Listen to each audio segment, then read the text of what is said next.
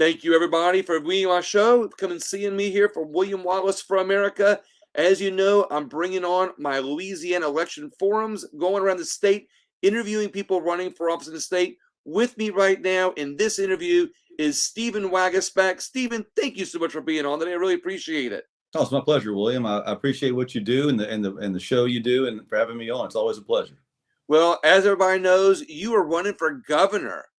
And I got to tell you, there's a big field out there, and I think more people need to get educated. I like to tell people this: even if they are already for one governor or one person that's running, I want them to look at everybody because hey, they got to have a backup if their guy doesn't get through.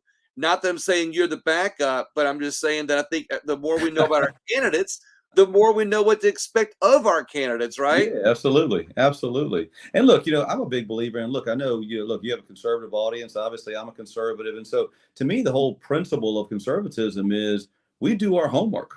We look into the substance. We go beyond the sound bites, and I think that's what makes us, different. And so, yeah, I encourage everyone.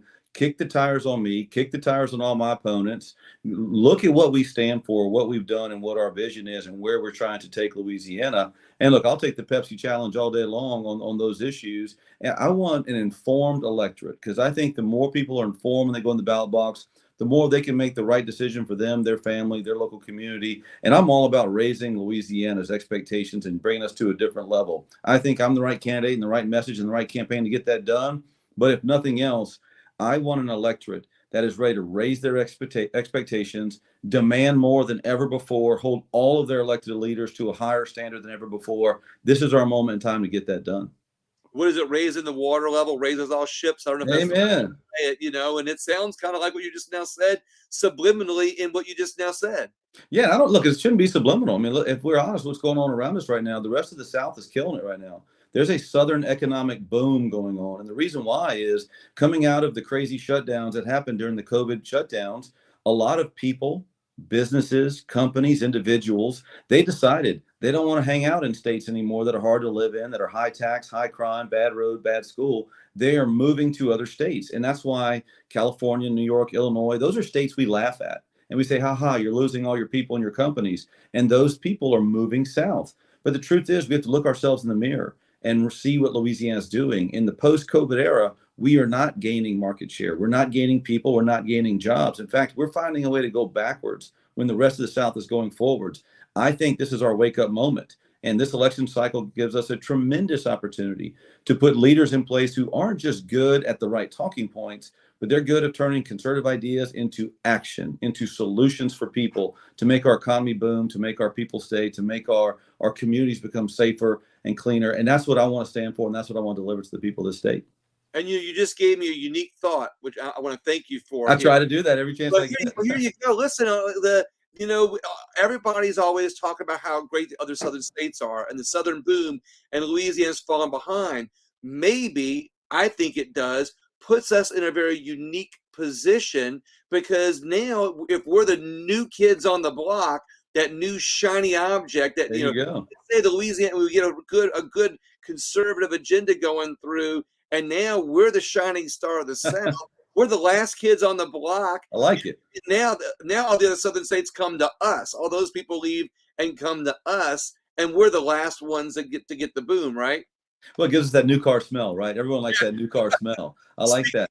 Speaking of kicking the tires. Yeah, that's right. But there is, we're joking about it, but there is some truth to that. Because if you look at the other southern states, and I know we're going to get into some of the substance here, but look, why are they winning? It's not rocket science what they're doing. It's not something that we can't do. They're providing quality schools, safe communities, good roads. They're providing a growing economy. They're growing places where there are young people who get out of college. They can find a good job and they have a quality of life that they want to live in. Parents in those states feel like they have control over their kids' futures, that they don't have to turn it over to some bureaucrat or some government entity or some corporation or something. They feel like they have control. In Louisiana, we just have to take notes of what's going on there, get politics, get the heavy hand of the political establishment out of people's daily lives, let people live free, let them pursue their own dreams.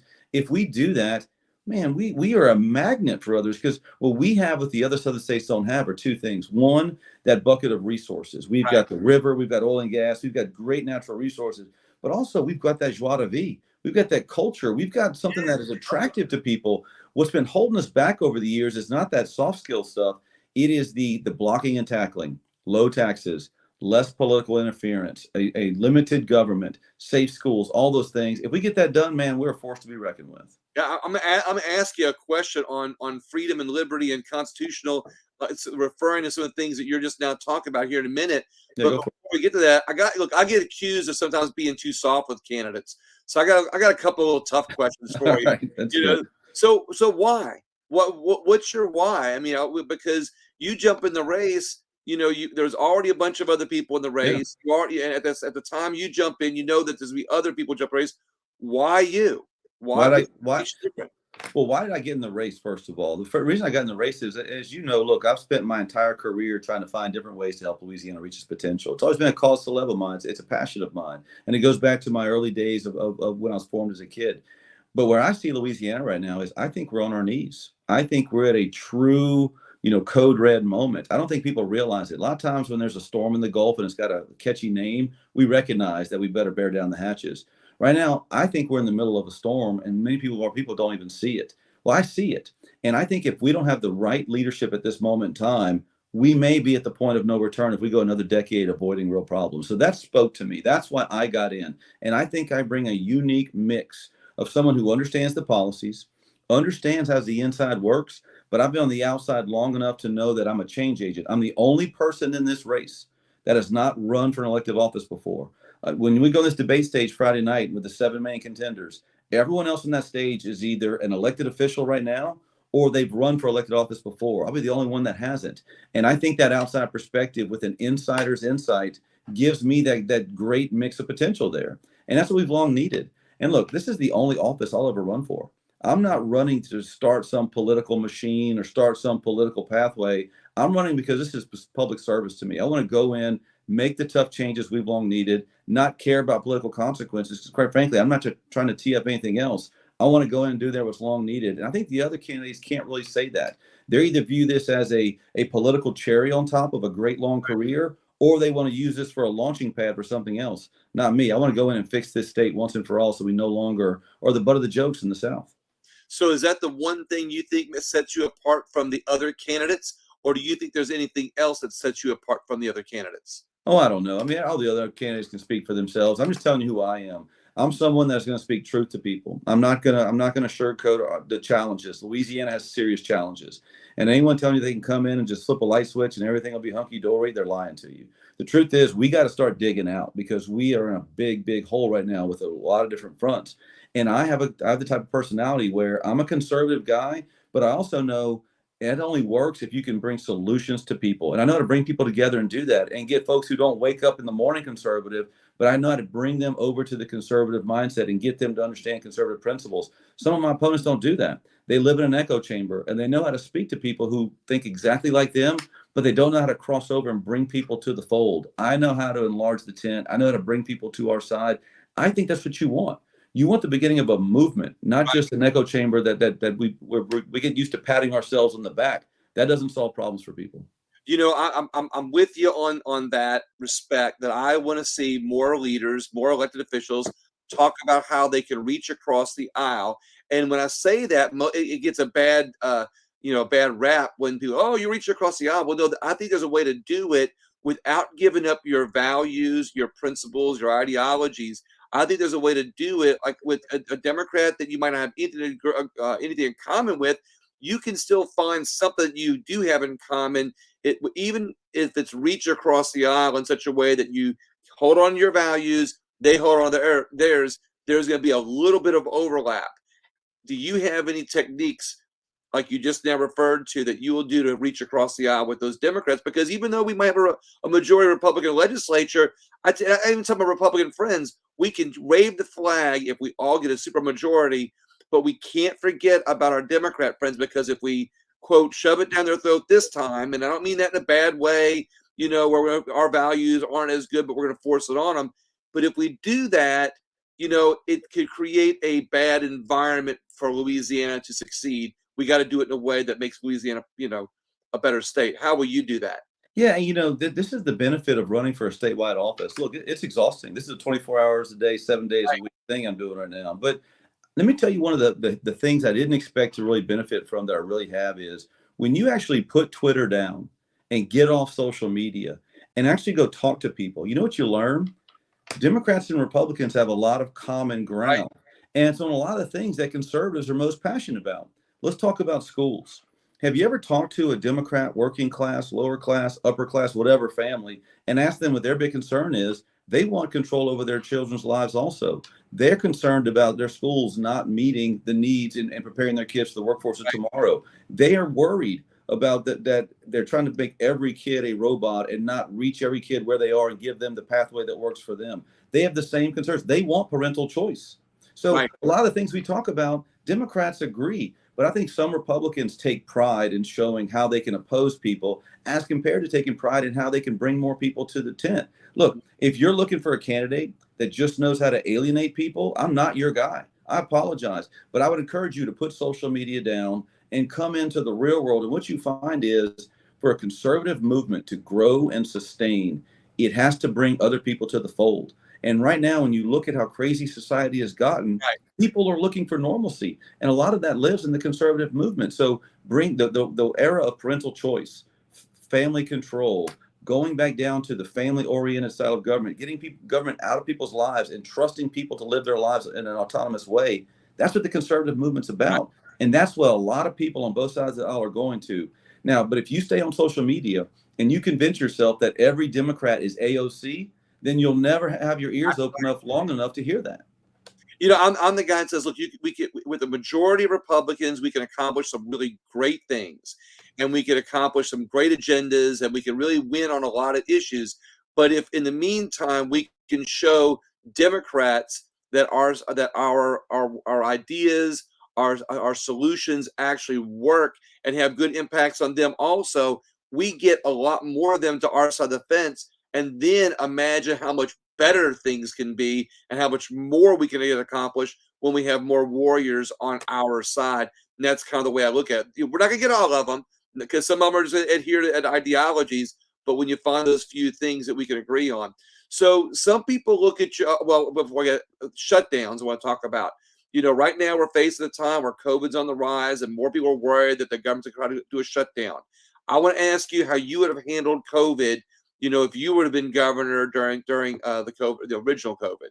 No shutdowns. The shutdown, I think, will go down as one of the most harmful things we could have done to society as we know it. And it's so many different layers on it.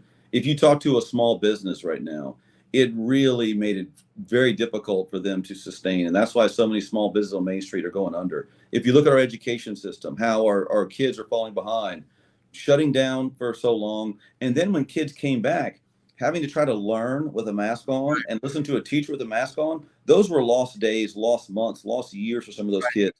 I really worry about those kids ever coming back on that front. And the impact it's had on our workforce. Look, it's no accident that we have one of the lowest workforce participation rates right now than we've ever had in our country's history. We have less than 60%. I think it's in the upper 50% of people who are trying to get a job right now, working age adults. That's crazy. Well, during the shutdowns, we sent folks home and got them very used to staying home. And Right. then the feds turned on the money making machine and dumped money on all those folks and paid them to stay home. Right. And we wonder why they don't want to come back in the workforce. So the shutdown, it ruined the work ethic that made America great. It really put our kids behind.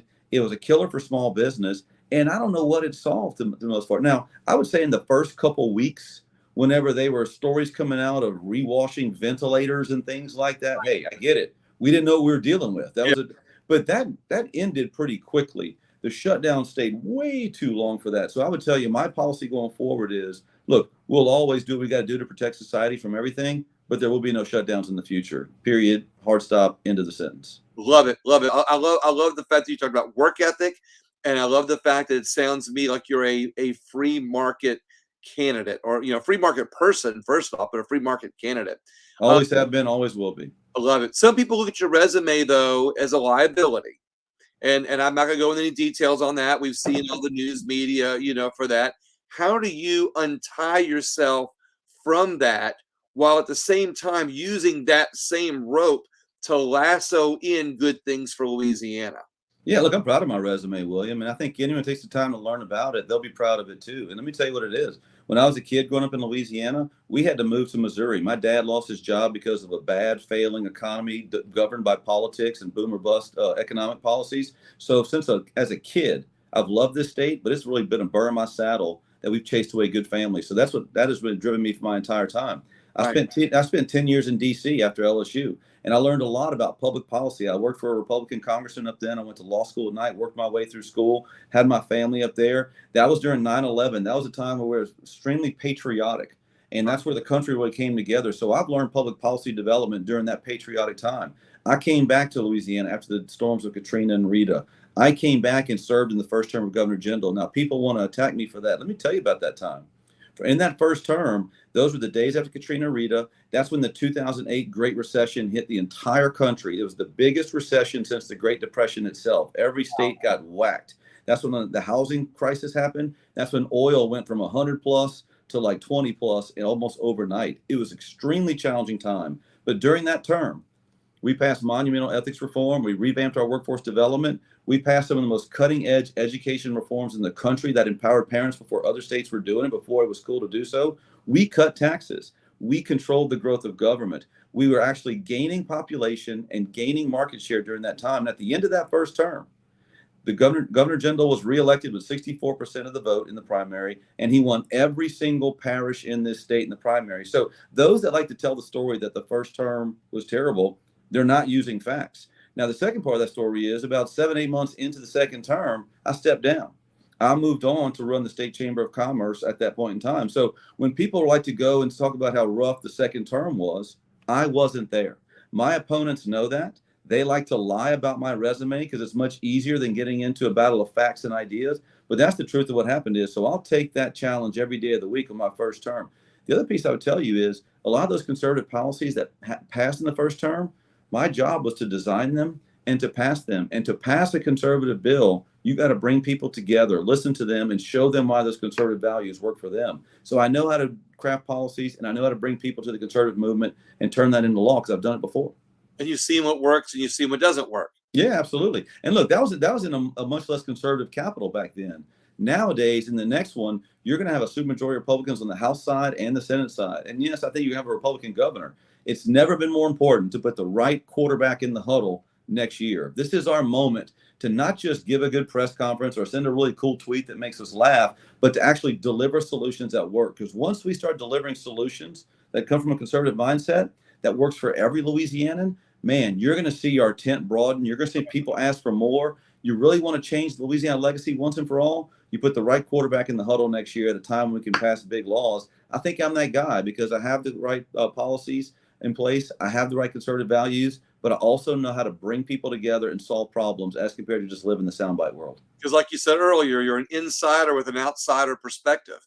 I'm a Swiss Army knife in that front, and I don't run from it, man. That's a good thing, you know. A lot like I am an outsider because I haven't run for office. A lot of people laugh at that. Well, let me say, to be an outsider, a lot of people think an outsider means you have to be clueless. You have to come in fresh from the street and don't know anything about government. That's not the only outsider. Look, Donald Trump was an outsider. I think he knew a little bit about how government works when he came in. If you're going to be a developer in New York City for all those years, he Right. knew a lot about what's going on. You don't have to be uninformed to be an outsider. So I'm an informed outsider. I know how the process works. I know how the system works, but also I'm not subservient to it like some of my opponents are, who've been in politics their entire adult career.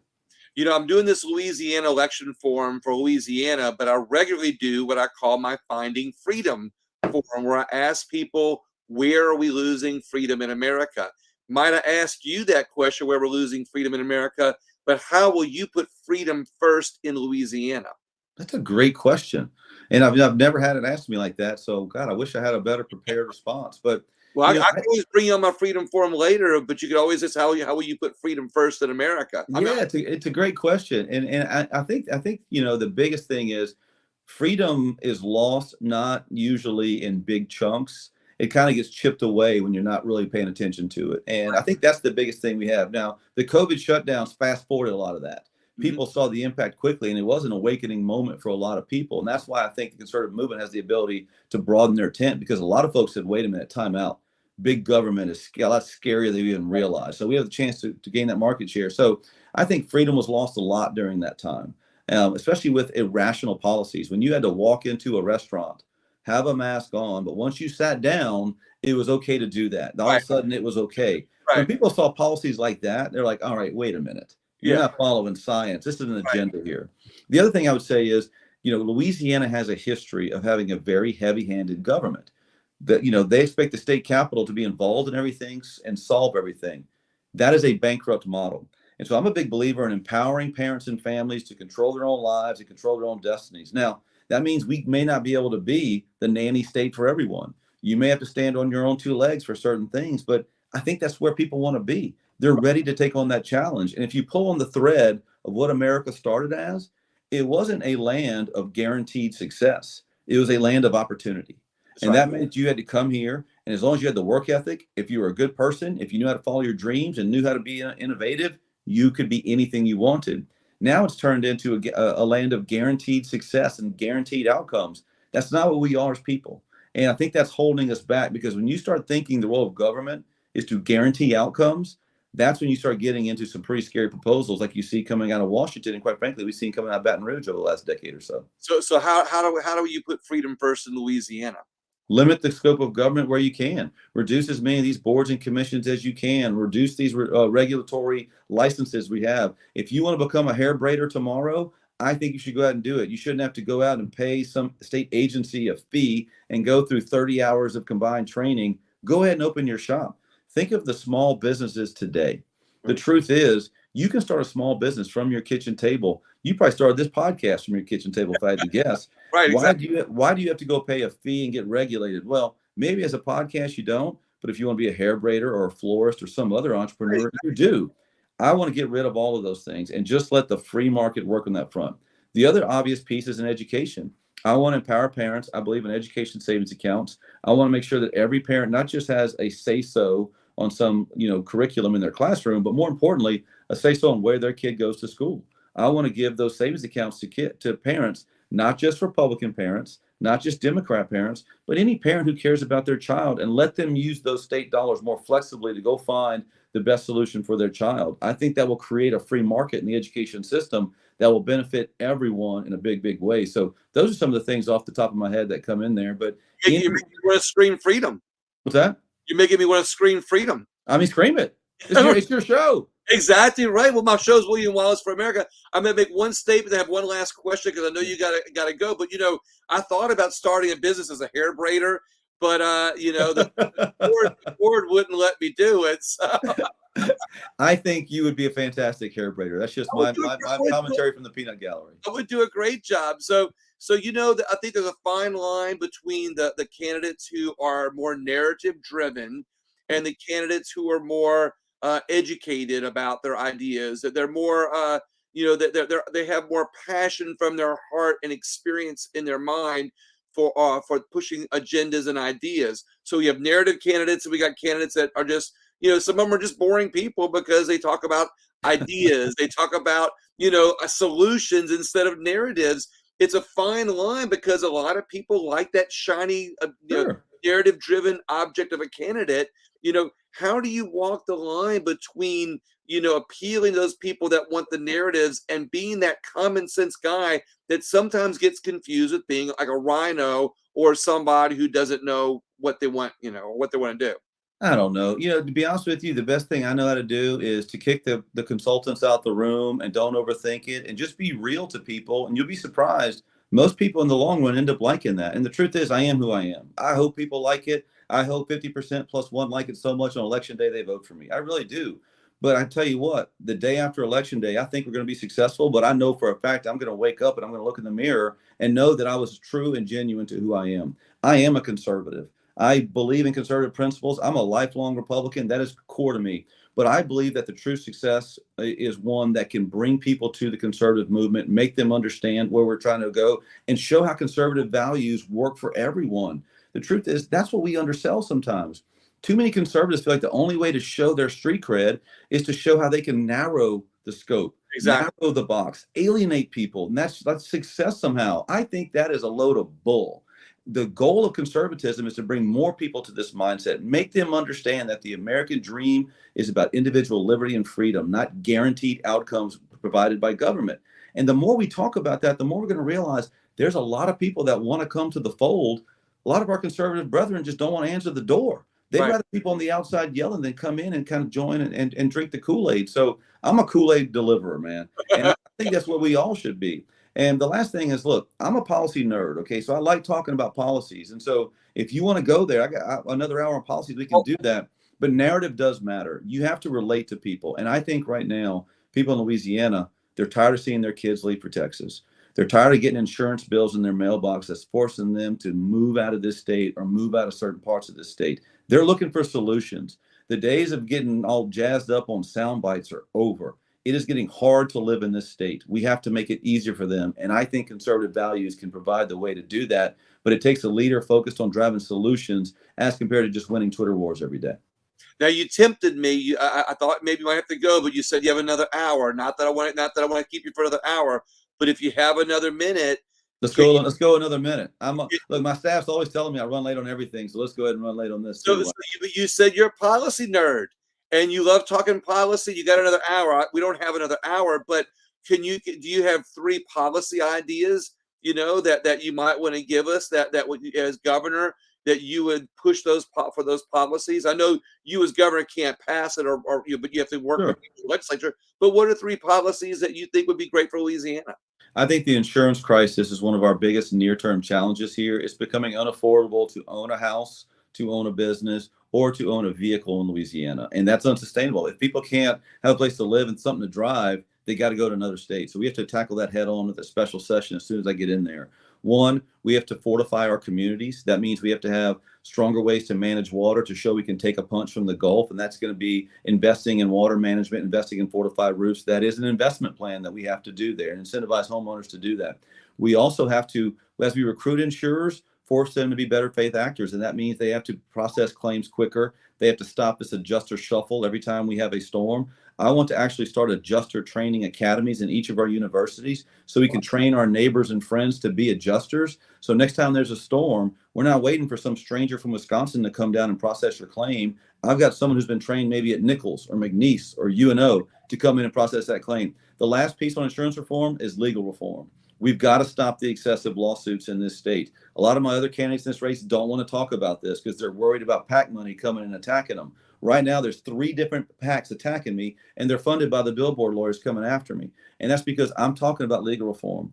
I'm all for everyone protecting their rights, but we have to rein in excessive lawsuits. And I have the courage and the conviction to get that done so we can lower insurance rates.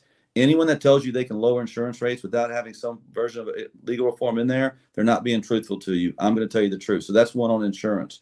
On the crime front, I think on crime, we have to hire more police, pay them, train them, support them. When something happens, have their back. I will do that at the state police and local level. We have to have technology, body cams, license plate readers, neighborhood cams, and make sure we can prove those cases without having people to testify because they're scared to do that.